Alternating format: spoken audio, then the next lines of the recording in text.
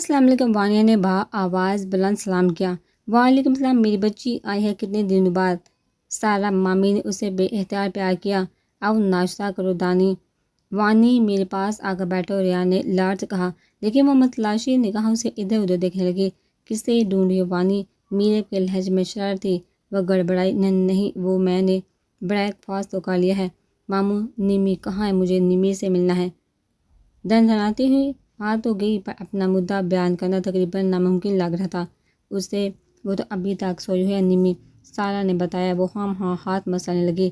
آخر ریان نے اس کی مشکل حل کی۔ وانیہ بیٹے، تمہیں بڑو کا فیصلہ تو پتہ چل ہی گیا ہوگا، لیکن میں چاہتا ہوں تم دونوں آپس میں مشورہ کر کے ہمیں فائنلی ڈیٹ کے بارے میں بتا دو، تاکہ ہم اچھے سے ہر فیصلہ لے سکیں۔ جاؤ شاباش۔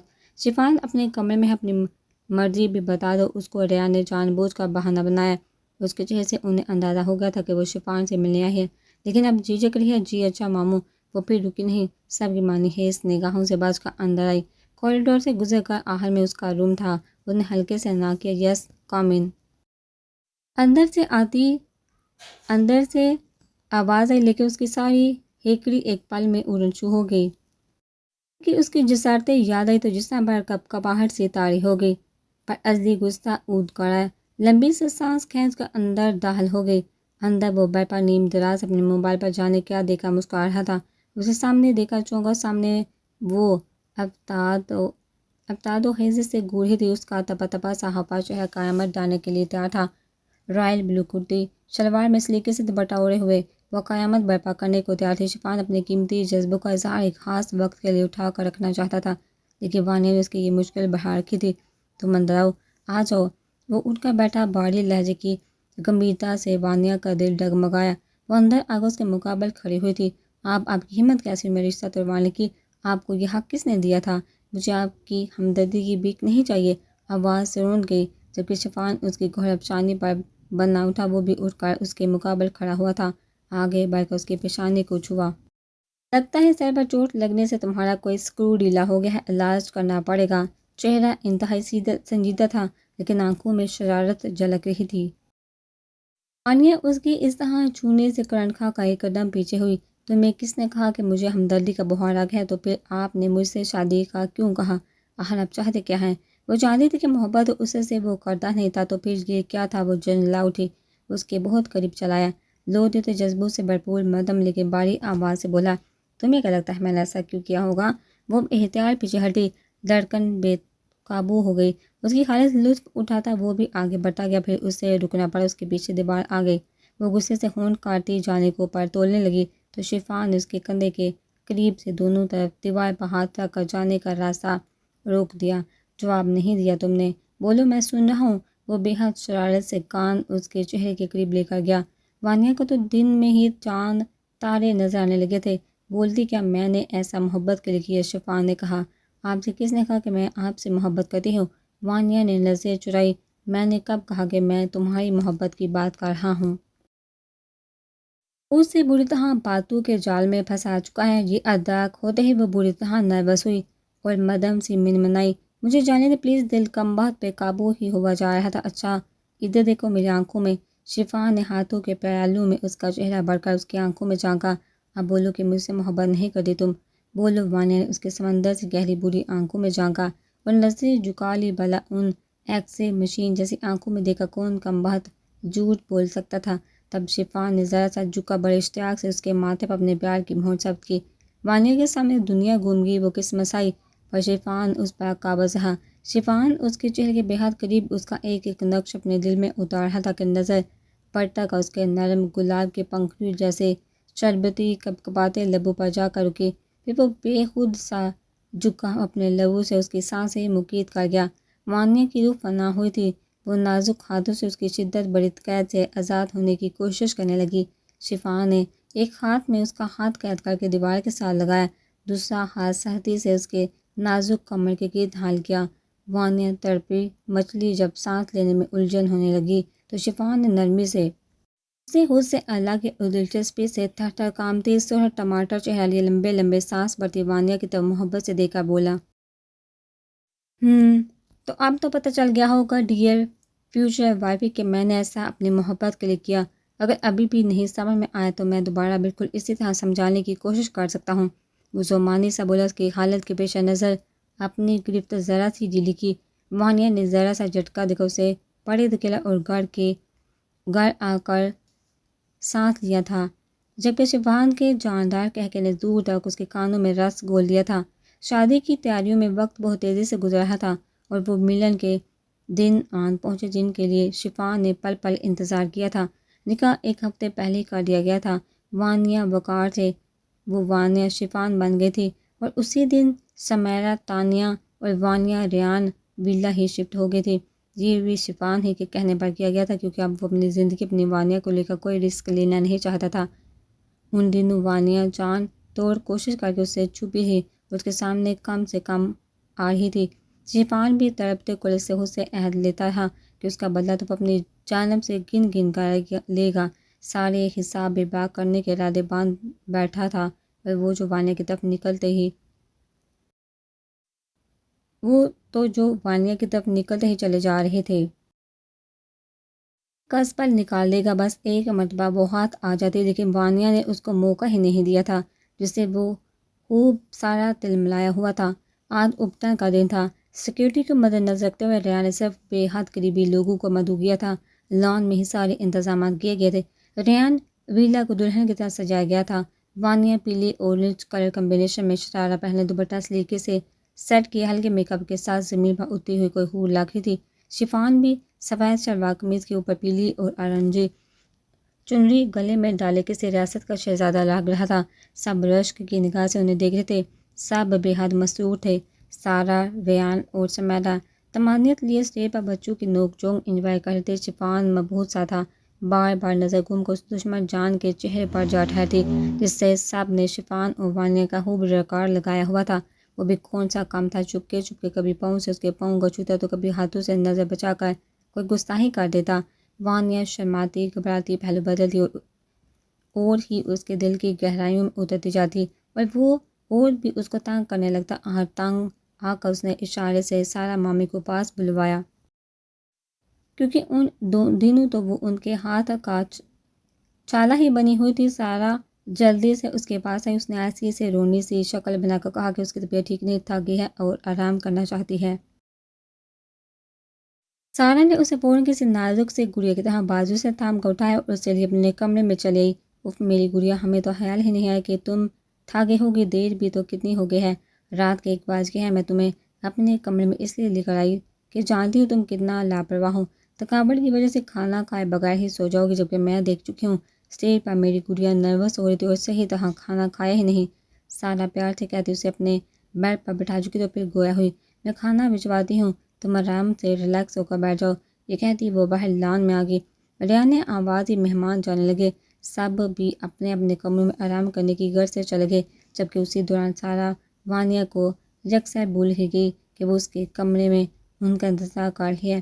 سارے انتظامات دیکھتے ہوئے ریان نے بھی کھانا نہیں کھایا تھا تو بیگم سے کہنے لگے، بھئی سارا، اب جلدی سے اپنی سرتاج کے لیے کھانا لگا دے، بہت زبردست بھوک لگی ہے، کھانے کا نام پہ سارا چونگی اور افسوس سے سر پر ہاتھ مارا۔ اف، میں تو بھول ہی گئی۔ اب کیا بھول گئی ہیں ہماری بلکر بیگم، آپ کی پگلی بہو کو اپنے کمرے میں بٹھا کر آئی تھی کہ کھانا بھجواتی ہے اور بھول ہی گئی۔ اچھا ایک کام کریں، آپ کچن میں چلیے، میں بلا کر لاتی ہوں، پھر اکٹھے ہی بیٹھ کر کھائیں گے۔ جناب، جیسا حکم۔ وہ مسکراتے کچن کی جانب چل دی اور سارا اپنے کمرے میں آئی تو افسوس سے سر ہلاتی رہ گئی۔ وانیہ وہیں تھکن سے چور بیڈ پر آڑی ترچھی لیٹی تکیے کے گرد بازو لپیٹے سو گئی تھی۔ سینڈل والے بازو ذرا سے بیڈ سے نیچے لٹک رہے تھے۔ ابھی وہ سوچ رہی تھی کہ اسے کیسے جگائے۔ فون کی طرف دیکھتا مصروف سے انداز شفان کمرے میں داخل ہوا اور مما کل۔ اس کے الفاظ منہ میں ہی رہ گئے تھے جب نظر سامنے سے ہوتے ہوئے مما کی نزدیک طاقت میں اسے سوئے ہوئے نرم و نازک اور گداز سے وجود پر ٹھہر گئی۔ سارا نے مڑ کر اپنے بیٹے کو ملاحظہ فرمایا جو ان سے کوئی ضروری بات کرنے آیا تھا، اب سب بھول کر ہونکوں کی طرح ادھر ادھر دیکھ رہا تھا، لیکن مرکز سے نگاہ ایک ہی جگہ پر آ کر ٹھہر جاتا تھا۔ کوئی کام تھا شفان؟ سارا نے بظاہر سنجیدگی سے پوچھا، لیکن آنکھوں میں واضح شرارت سی تھی۔ نو مما، میں چلتا ہوں، صبح بات ہوگی۔ انہوں نے بڑی مشکل سے وانیہ پر سے نظر چرائی۔ اور انہیں اب آ ہی گئے ہو تو ذرا اپنی ذمہ داری نبھاؤ بھائی، تمہارے پاپا کچن میں ویٹ کر رہے ہیں، میرا کھانا دینا ہے انہیں، اور یہ تمہاری بیگم بغیر کھانا کھائے پتہ نہیں کون سے جہاں کی سیر کو نکل گئی ہیں۔ اسے اٹھاؤ، کچن میں لے کر آؤ اور کھانا کھلواؤ۔ جی ماما، مجھے معلوم ہے اس نے صحیح طرح سے کھانا نہیں کھایا تھا، وہ کن آنکھوں سے اسے دیکھتا بولا۔ ٹھیک ہے بیٹا، اسے لے کر آؤ، اتنا میں کھانا گرم کر کے لاتی ہوں۔ میں شفان کے ماتھے پر بوسہ دیتی اس کی دائمی خوشی کی دعا مانگتی کمرے سے باہر نکلتی چلی گئی۔ اس نے جلدی سے آگے بڑھ کر دروازہ لا کے اور بیڈ کی طرف آیا۔ تمہاری نیندیں حرام کر کے خود مزے سے سو رہی ہیں۔ اس نے دائیں طرف کروٹ لیے ہوئے تھی۔ شفان نرمی سے اس کی کمر کے پاس بیٹھ گیا، دوپٹہ ایک طرف بکھرا ہوا تھا۔ شفان نے دراز زلفیں گردن سے ہٹائی اور گردن پر موجود تل پر اپنے لب رکھے۔ وہ ذرا سا کسمسائی وانیہ کچی نیند میں تھی جب اپنی گردن پر سرسراہٹ سی محسوس ہوئی۔ اپنا وہم سمجھا، پر جب ایک شدت سے بڑا سرسراتا لمس کمر سے پیٹ پر آتا محسوس ہوا تو ہڑبڑا کر اٹھنے لگی، پر ناکام۔ اس سے پہلے شفان اسے اپنی مضبوط باہوں کے حصار میں قید کر چکا تھا۔ اس کا رخ اپنی طرف کیا اور دلچسپی سے اس کا شدید گھبرایا، شرمایا اور جھجکتا روپ آنکھوں کے راستے دل میں اتارا۔ اب صورتحال کچھ یوں تھی کہ وہ دونوں بیڈ کے درمیان آمنے سامنے ایک دوسرے کے بے حد قریب بیٹھے ہوئے تھے۔ آپ پلیز چھوڑیے مجھے، کوئی آ جائے گا۔ مامی، ماموں، چپ، ایک دم چپ۔ شفان نے اسے ڈپٹا اور انگلی اس کے لبوں پر رکھی۔ اتنے دن مجھ سے چھپی رہی، مجھے اتنا تڑپایا، پہلے اس کا حساب دو پھر کوئی اور بات کرنا۔ میں کیسے حساب دوں، مجھے نہیں آتا دینا، وہ بے حد معصومیت سے بولی۔ ضبط کے باوجود شفان کا جاندار قہقہ بلند ہوا۔ جانے شفان، لیکن مجھے تو لینا آتا ہے۔ یہ کہہ کر اس نے اسے اپنے سینے میں شدت سے بھینچا، اس کی شارک پپلیں دہکتے لب رکھے۔ وانیہ تڑپی، چھوڑی پلیز۔ وہ مسلسل اپنا آپ چھپانے کی ناکام سی کوشش کر رہی تھی۔ وہ سن کانپ رہا تھا، وہ تو اس کی گردن پر جھکا اس کی مدہوش کرتی خوشبو میں ڈوب چلا تھا۔ مسلسل چھوڑیے چھوڑیے کی گردان سے تنگ آ کر اس نے سر اٹھا کر پیار بڑی گوڑی سے نوازا۔ بہت بولتی ہو، یہ کہہ کر وہ اس کے گلابی نرم لبوں پر جھکا اور اسے چپ ہی کروا دیا۔ وانیہ نے ضبط سے اپنی آنکھیں زور سے بند کر لی تھی۔ دل کی دھڑکن بہت تیز تھی، اس کا دل شفان کو اپنے سینے میں دھڑکتا سنائی دے رہا تھا۔ کمرے میں سوہے خاموشی تھی۔ وانیہ کی غیر ہوتی حال پر رحم کھاتے ہوئے اس نے نرمی سے اسے خود سے الگ کیا اور اسے ساتھ لیے اٹھ کر کھڑا ہو گیا۔ وہ تھر تھر کانپتی لمبے لمبے سانس بڑھ رہی تھی۔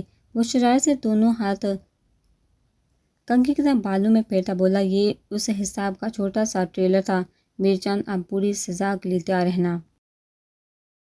یہ سن کر وہ کانے کی لو تک سرخ ہوتی مڑ کر بھاگنے والی تھی کہ ایک مرتبہ پھر اس کے نازک کلائی شفان نے مضبوطی سے تھام لی، اسے لیے کمرے سے باہر نکلا۔ جب وہ دونوں کچن میں پہنچے تو سارا اور ریان کھانا کھا چکے تھے۔ شفان نے اسے کرسی کھینچ کر نرمی سے بٹھایا، سارا اور ریان نے بے حد لاڈ سے اسے کھانا کھلایا۔ شفان بھی اسی دوران کو شرارت بڑا جملہ بول کر اسے چھیڑ دیتا، جس سے وہ سرخ چہرہ لیے پہلو بدل کر رہ جاتی اور تانی کو کوسنے لگتی جو آج اسے اس شخص کے رحم و کرم پر چھوڑ کر پتہ نہیں کہاں دفع ہو گئی تھی۔ جیسے تیسے کھانا کھا کر اس نے اپنے کمرے میں آ کر ہی سانس لیا۔ وہ ہونہار نظر سے بے سود پڑی تانی کو گھورا۔ مہندی کا فنکشن بھی بخیر و عافیت اختتام پذیر ہوا تھا۔ آج بھی وہ دونوں نظر لگ جانے کی حد تک پیارے لگ رہے تھے۔ حارث بھی سب کچھ بھلا کر اپنے دوست کی شادی خوشیوں میں پیش تھا۔ شفان نے نوٹ کیا کہ آج وہ کچھ پریشان تھا۔ فنکشن ختم ہوا، حارث جانے لگا۔ شفان اسے چھوڑنے پارکنگ تک آیا۔ کیا بات ہے حارث، پریشان کیوں ہو؟ نہیں کچھ نہیں یار، ہماری تو پریشانیاں چلتی ہی رہتی، بس تم اس وقت کو انجوائے کرو یار۔ وہ ہائی فائی کرتا وہاں سے نکل گیا۔ شادی کا دن بھی بہت سارا گہما گہمی کے بعد اختتام پذیر ہو گیا۔ بلڈ رنگ کا ریڈ لہنگا پہنے آج دلہن کے روپ میں قیامت خیز حسن کے ساتھ وانیہ کمرے میں اس کا انتظار کر رہی تھی۔ دونوں ایک دوسرے کے ہو چکے تو وہ کمرے کی طرف بڑھا ہی تھا کہ میرب، نمرا اور تانی نے اس کا راستہ روک لیا۔ کسی بھی مزاحمت کے بغیر باری رقم ان کو دے کر جان چھڑوا کر وہ پھر کمرے کی طرف بڑھا ہی تھا۔ میرب بابی کے چہرے پر اس کے اتنے جلدی جان چھڑوانے پر شرارت بڑی منحیزی سی مسکراہٹ تھی۔ وہ نظر انداز کرتا آگے بڑھا ہی تھا کہ فون کی بیل بج اٹھی۔ حارث کا نمبر اسکرین پر دیکھ کر اس نے فوراً فون اٹینڈ کرنا ضروری سمجھا۔ ہیلو حارث، خیریت؟ نہیں یار خیریت نہیں۔ حارث کے لہجے میں اصل پریشانی جھلک رہی تھی۔ کیوں، کیا ہوا؟ شفان کو بتشویش لاحق ہوئی۔ وہ میں تمہیں اس وقت اس سچویشن میں ڈسٹرب تو نہیں کرنا چاہتا تھا، لیکن بات ایسی ہے کہ تمہیں الرٹ کرنا ضروری سمجھا۔ وسیب کے بغیرت کرمنل باپ نے پہلے کورٹ میں اسے پاگل ثابت کر کے پاگل خانے بھجوایا، پھر وہاں سے اسے فرار کروایا۔ سیف بھاگ گیا ہے یار، انہیں شفان کے سر پر بام پھوڑا۔ واٹ صدمے اور شدید غم و غصے سے شفان پاگل ہونے کو تھا، رگیں تان گئی، ماتھے پر گہرے بال نمودار ہوئے۔ اب کیا کرو گے یار، تمہیں اس پر نظر رکھنی چاہیے تھی، جبکہ تم اسے اچھی طرح سے جانتے ہو۔ نہ چاہتے ہوئے بھی شفان کا لہجہ تر ہو گیا۔ دوسری جانب حارث شرمندہ سا ہوا۔ تم فکر مت کرو، میں نے پورے علاقے میں سیکورٹی انتہائی ساتھ کروا دی ہے۔ حارث کا تمہاری ایڈی کی فکر کیسے نہ کروں، وہ ضبط سے مٹھیاں بیچ کر بولا۔ تم جانتے مجھے اپنی جان کی پرواہ نہیں، اور تم یہ بھی اچھی طرح سے جانتے ہو اس جان کو خطرہ ہے جس میں میری جان اٹکی ہوئی ہے۔ وہ پھر بے چین ہوا۔ برداشت جواب دینے لگی۔ پھٹ پڑتا تو جانے کیا قیامت لاتا۔ یار حوصلہ کرو، غصے میں دماغ کام نہیں کرنے والا، جبکہ اس وقت تمہیں بے حد محتاط طریقے سے ٹھنڈے دماغ سے کام لینا ہے۔ حارث کچھ دیر تک اسے سمجھاتا، ضروری ہدایت دیتا، فون بند کر گیا۔ وہ اپنے آپ کو نارمل کرنے کی کافی دیر کوشش کرتا رہا۔ وہ کسی بھی قسم کے نقصان کا متحمل نہیں ہو سکتا۔ کن پٹیاں سہلاتے وہ جانے ضبط کے کون سے مرحلے سے گزر رہا تھا کہ ایک مرتبہ پھر فون چنگارا تھا۔ کوئی انجانا نمبر تھا۔ اسے سمجھ میں ایک سیکنڈ بھی نہ لگا کہ فون کے اس طرف کون ہو سکتا ہے۔ فون اٹھا کر کان کو لگایا، بسم کر دینے والی آواز میں بولا۔ تو میرے سابقہ سالے صاحب نے شادی کی مبارکباد دینے کو فون کر ہی لیا۔ خیر مبارک، خیر مبارک۔ شفان کے سرسراتے طنزیہ انداز میں مقابل کے کانوں میں پگھلا ہوا سی ساؤنڈ ڈیلا۔ Shut up you bastard. حسب سابق تلملایا جیسے شفاق نے اس کے دم پر پاؤں رکھ دیا ہو۔ شفان نے طنزیہ ہلکا سا کہہ کر لگایا، میرا خیال ہے پچھلا شادی کا تحفہ بھول چکے ہو جو میں نے دیا تھا تمہیں۔ شفان کی رگیں تن گئی۔ نہیں بھولا، وہ نہ ہی تمہیں بھولنے دوں گا۔ شفان نفرت سے گھرایا، بھولنا بھی بات، اب کی بار نہیں لوگے شادی کا تحفہ۔ کمرے کے باہر جمے ہوئے ہو دیگر اپنی بیوی کا بھی کوئی اتا پتہ ہے کہ نہیں؟ اس کے سرسراتے لہجے نے شفان کے جسم کا جیسے سارا خون نچوڑ لیا تھا۔ وہ فون بند کر کے دھڑکتے دل اور لرزتے قدموں سے کمرے کی طرف بھاگا۔